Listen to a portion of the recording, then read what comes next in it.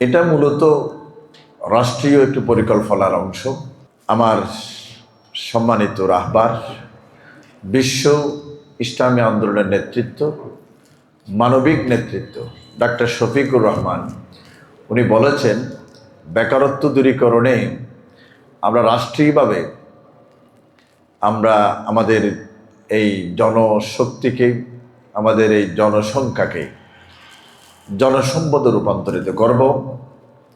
আমরা বিশেষ করে আমার দেশে যেমন জাপানি ভাষার গুরুত্ব বেশি, আমরা যদি জাপানি ভাষার ট্রেনিং দিই, সংশ্লিষ্ট সংস্থার সাথে স্বচ্ছতার সাথে যোগাযোগ করি, আমার দেশের বেকার যুবক জাপানে গিয়ে একটি কাঙ্ক্ষিত মানের বেতন নিয়ে বাংলাদেশে রেমিটেন্স পাঠাতে সক্ষম হবে।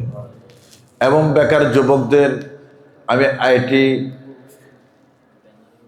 ট্রেনার এনে যারা শিক্ষিতদের জন্য আমি উদ্যোক্তা তৈরির ব্যবস্থা করব এবং সেই ট্রেনিং দিয়ে আমরা সেই ট্রেনিং প্রাপ্ত আইটি যোদ্ধারা ঘরে বসে তার ড্রয়িং রুমে বসে, রাস্তার পাশে লাগবে না, তার ড্রয়িং রুমে বসে অনলাইনে সে মার্কেটিং, অনলাইনে তার বুকিং, অনলাইনে সেল করে আমার মনে হয় বিদেশি ডলার কামাতে সক্ষম হবেন।